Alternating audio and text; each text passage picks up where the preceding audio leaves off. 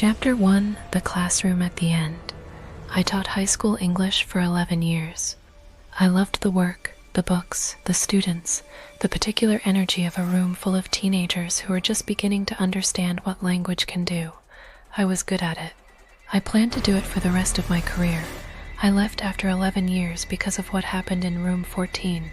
Room 14 was at the end of the east corridor on the second floor. It had been a regular classroom for decades.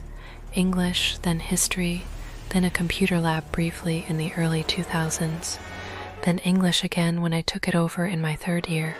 It was a large room with good light and old wooden floors and the particular smell of chalk and old books that I associate with the best kinds of learning spaces. I requested it specifically and was happy to have it. The first thing I noticed was the attendance anomaly. Students in my third period class, room 14 East Corridor, consistently reported feeling unwell. Not dramatically, not at a rate that triggered any school health concern, but at a rate I noticed over time, because I am observant and because I kept records. Headaches, primarily.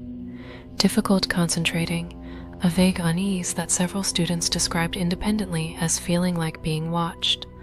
Over 2 years, the rate of students asking to leave third period for health reasons was approximately 3 times higher than my other classes, which met in different rooms. I mentioned this to a colleague who had taught in room 14 before me. She was quiet for a moment. Then she said she had noticed something similar. She said she had assumed it was the room's position, end of the corridor, less air circulation, older building, and had not thought much more about it. She said she had been glad to move when a larger room became available. I began paying more attention to the room itself. I noticed that students consistently chose seats away from the northeast corner, the corner furthest from the door, near the old built-in bookshelf. I began watching for this, and over the course of a semester I confirmed it. Given free choice of seating, no student chose the 2 desks nearest the northeast corner. Nobody mentioned it. Nobody coordinated it. They simply didn't sit there. I sat in the northeast corner one afternoon after school. I graded papers there for about 20 minutes. I am not going to tell you I felt anything dramatic or definitive. What I will tell you is that I did not grade papers comfortably. I was aware of something I couldn't name. Not a sound, not a temperature, not anything I could point to. More like the awareness that precedes something, the particular quality of attention that the body produces before an event. I moved my grading to my desk and finished there without incident. I requested a room transfer at the end of that year. I gave a professional reason. I was given room 8 on the west corridor, and I taught there happily for 6 more years. I left the school for personal reasons unrelated to any of this. I think about the northeast corner and the students who never sat there. I think about whatever it was that made a room full of teenagers independently avoid 2 desks without ever discussing it. I think about what was in that corner that they all knew about, without knowing that they knew. Chapter 2: The Night Custodian. My uncle worked as a night custodian at a large university for 9 years. He cleaned academic buildings, lecture halls, offices, labs, from 10 p.m. to 6 a.m., 5 nights a week. He has told me many things about what universities are like at 3 in the morning, most of them mundane. He has told me one thing that is not. The building he found most difficult was the oldest one on campus, a Victorian-era structure built in 1887 that had been used continuously since then for various academic purposes.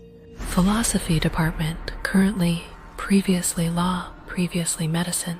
The building had been renovated multiple times, but never substantially altered in its basic structure, the same corridors, the same rooms, the same staircase in the same position it had occupied for nearly 140 years.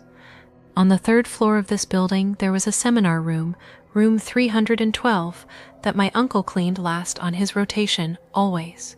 He told me he had developed this habit in his first month and maintained it for 9 years without consciously deciding to. He told me he had never examined this habit until I asked him about it directly. When I asked, he thought about it for a while. Then he said that room 312 was always the last, because he felt better leaving it behind him rather than having it ahead of him. I asked what he meant. He said that when he was on the 3rd floor with room 312 still to clean, he was aware of it at the end of the corridor in a way that was different from being aware of other rooms. He said it was like the room had weight, like it exerted some kind of pull that he was aware of without being able to explain. He cleaned room 312, the same as every other room, vacuumed, wiped down surfaces, emptied bins. It never took longer than any comparable room. Nothing in it was ever disturbed or unusual. It was a seminar room with a table and chairs and a whiteboard, but he always cleaned it last, and when he was done and the door was closed behind him, he walked down the corridor to the stairs quickly, not running, just not lingering. He was quiet for a moment. Then he said that room 312 felt like a room that was waiting for its occupants to come back. He said it didn't feel empty the way empty rooms feel. He said it felt like a pause. He retired 2 years ago. He told me that on his last night, he cleaned room 312 as usual and closed the door and walked down the corridor. And then he stopped and turned around and looked at the closed door for a moment. He said he wanted to acknowledge it somehow.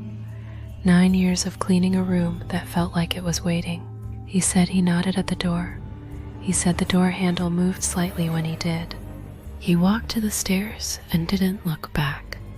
Fun Chapter 3. The New Student.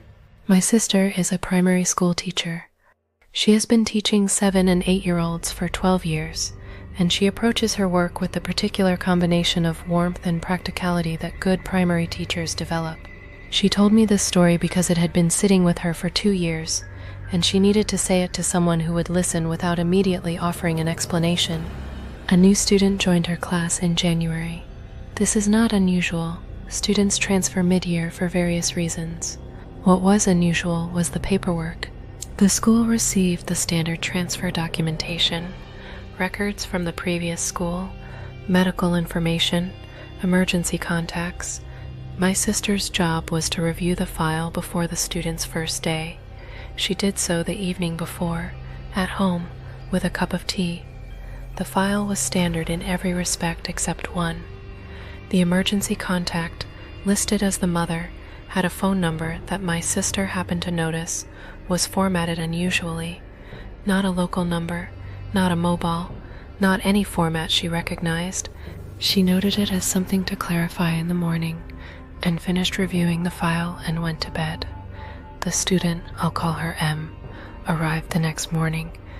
She was quiet and self-contained in the way that children are when they are new and uncertain. She did her work carefully.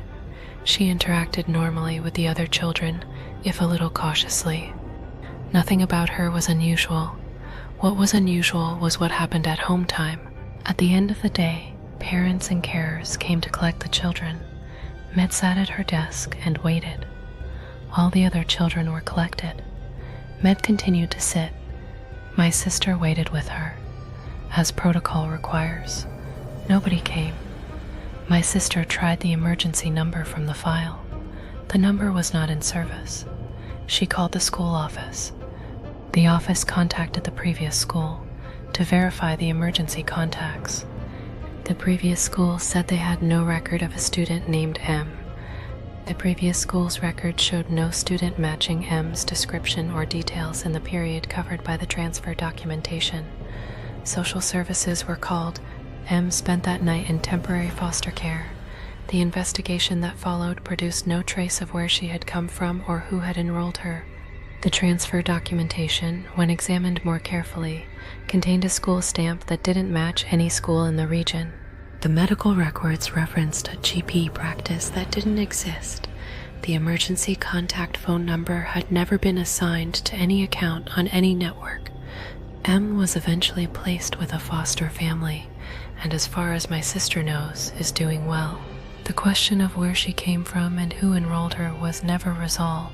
The documentation was examined by multiple agencies and No explanation was found for how it had been created or where it had originated. My sister thinks about M sometimes. She thinks about her sitting at that desk, quietly doing her work, waiting to be collected by someone who never came. She thinks about what it means to appear from nowhere with paperwork that doesn't check out, and whether M knows where she came from, and whether wherever that is, someone is waiting for her to come back. She has never asked M directly. She said she doesn't think that would be the right thing to do. She said some questions are better left to the people who can answer them. She said she hopes M is happy. She said she thinks about her every January.